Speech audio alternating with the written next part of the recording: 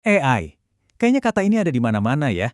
Revolusi, transformasi, masa depan, sebut aja semuanya.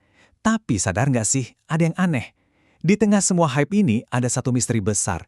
Kenapa sih dengan begitu banyak perusahaan yang heboh-heboh pakai AI, dampak yang bener-bener wow itu kok jarang banget kelihatan? Nah, disinilah kita akan bongkar paradoks ini. Oke, kita mulai dari datanya dulu ya. Ini ada angka yang jujur aja bikin kaget. Survei global dari McKinsey nunjukin kalau 88% perusahaan di seluruh dunia itu udah pakai AI. 88%. Itu artinya hampir 9 dari setiap 10 perusahaan yang Anda tahu kemungkinan besar udah nyentuh AI. Udah kayak jadi standar, di mana-mana ada. Tapi, nah disinilah ceritanya jadi menarik. Dari 88% yang udah pakai itu, ternyata cuma 39% yang ngerasain keuntungan signifikan buat perusahaan ya secara keseluruhan. Coba bayangin, gapnya jauh banget kan? Inilah yang kita sebut paradoks AI. Ada jurang besar antara sekedar pakai AI sama benar-benar dapet untung dari AI. Antara coba-coba doang sama transformasi beneran. Nah, jurang yang lebar tadi itu akhirnya menciptakan satu fenomena yang sering banget terjadi. Istilahnya itu pilot purgatory atau jebakan proyek percontohan. Jadi banyak banget perusahaan yang sukses bikin proyek AI kecil-kecilan, tapi ya udah berhenti di situ. Nggak bisa atau nggak tahu caranya buat ngebawa proyek itu jadi lebih besar dan ngaruh ke seluruh perusahaan.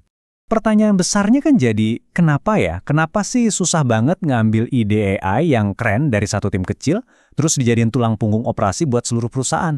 Ternyata, jawabannya itu lebih rumit dari sekedar soal teknis atau coding doang. Dan yang menarik kalau kita telusuri akarnya, masalahnya itu udah mulai dari dunia akademis loh. Para peneliti sendiri seringkali beda-beda definisi soal AI itu apa. Terus banyak riset yang berdiri sendiri, nggak ada landasan teori yang kuat buat ngebandingin satu sama lain. Jadi pengetahuannya itu kepisah-pisah. Riset AI di bidang kesehatan ya buat kesehatan aja. Yang di manufaktur juga gitu. Nggak nyambung.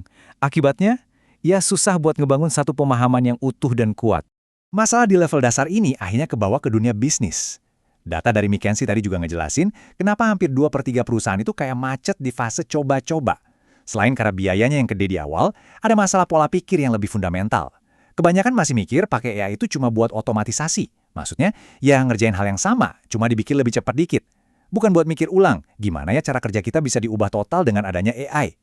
Nah, ini dia kuncinya. Titik baliknya ada di sini. Perusahaan-perusahaan yang beneran sukses, itu mereka melakukan satu pergeseran mindset yang krusial. Mereka berhenti ngelihat AI cuma sebagai alat canggih atau mainan baru. Mereka mulai ngelihat AI sebagai mesin buat transformasi bisnis secara total. Jadi bedanya di mana? Gini deh, cara pikir lama itu nanyanya gimana caranya AI bisa bikin tugas ini lebih cepat atau lebih murah. Fokusnya efisiensi. Tapi, cara pikir yang baru, cara pikir para pemenang itu beda. Pertanyaannya jadi, karena sekarang ada AI, bagaimana kita bisa mendesain ulang seluruh cara kita melayani pelanggan? Atau gimana kita bisa menciptakan produk yang sama sekali baru? Ini bukan lagi soal efisiensi, tapi transformasi. Coba deh lihat grafik ini. Jumlah riset soal AI itu meledak banget kan? Ini nunjukin satu hal yang penting banget. Kita itu udah nggak kekurangan alat, nggak kekurangan algoritma, nggak kekurangan ide-ide canggih. Tantangan kita sekarang itu bukan lagi bikin AI-nya, tapi gimana cara pakainya dengan cerdas. Gimana cara menggunakannya buat benar-benar mengubah cara kita kerja. Dan ini ngebawa kita ke inti masalahnya. Tantangan terbesar dalam menerapkan AI, ironisnya, sama sekali bukan teknologinya. Tantangannya ada di kita, di manusia dan organisasinya. Lihat deh data ini. Ini soal hambatan terbesar implementasi AI. Apa yang ada di nomor satu? Bukan soal algoritma yang kurang canggih. Bukan. Tapi kurangnya ahli. Kurangnya orang yang bisa jadi jembatan antara kebutuhan bisnis dengan kemampuan teknologi AI. Baru setelah itu ada soal keamanan data, biaya, dan etika. Semua hal yang sangat manusiawi.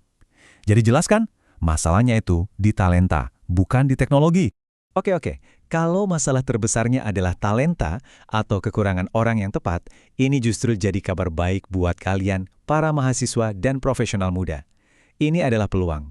Jadi, sekarang mari kita balik fokusnya. Kita akan jadikan semua insight ini sebagai panduan buat karir kalian ke depan. Hal pertama dan paling penting yang harus kalian pahami buat sukses di era AI, kalian gak harus jadi jago coding atau jadi data scientist. Tentu, profesi itu penting banget. Tapi, lowongan terbesar, gap talenta yang paling lebar, itu ada di tengah-tengah. Di orang-orang yang bisa jadi penerjemah. Mereka yang ngerti bisnis, tapi juga ngerti apa sih yang AI bisa dan gak bisa lakukan. Yang kita butuhkan adalah seorang kolaborator AI. Terus gimana caranya? Ini ada 3 langkah praktis. 1. Jadi jembatan. Pelajari dasar-dasar bisnis di bidang kalian, tapi di saat yang sama, pelajari juga kemampuan inti AI, gak perlu dalam, yang penting ngerti. 2. Jadi jago bertanya. Di dunia AI, orang yang paling berharga itu bukan yang punya semua jawaban teknis, tapi yang bisa ngasih pertanyaan bisnis yang tepat untuk dipecahkan. Dan ketiga, jadi pembelajar seumur hidup. Teknologi ini berubah cepat banget, jadi teruslah belajar. Dan yang gak kalah penting, bangun kepekaan soal etika di baliknya. Semua ini pada akhirnya mengarah ke satu kesimpulan besar soal masa depan kerja. Narasi yang sering kita dengar di film-film atau berita soal manusia versus mesin, itu salah besar. Para peneliti top di bidang ini udah ngasih petunjuk. Arahnya itu bukan penggantian, tapi integrasi. Mereka menyebutnya hibrida manusia AI.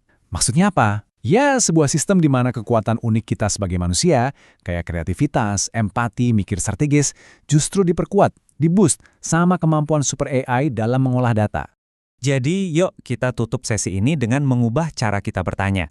Stop bertanya apakah AI bakal ngambil pekerjaan saya. Pertanyaan itu udah nggak relevan. Mulailah bertanya gimana caranya saya dan AI bisa kerja bareng untuk melakukan hal-hal yang hari ini bahkan belum bisa kita bayangkan. Karena di era kolaborasi ini, itulah satu-satunya pertanyaan yang benar-benar penting.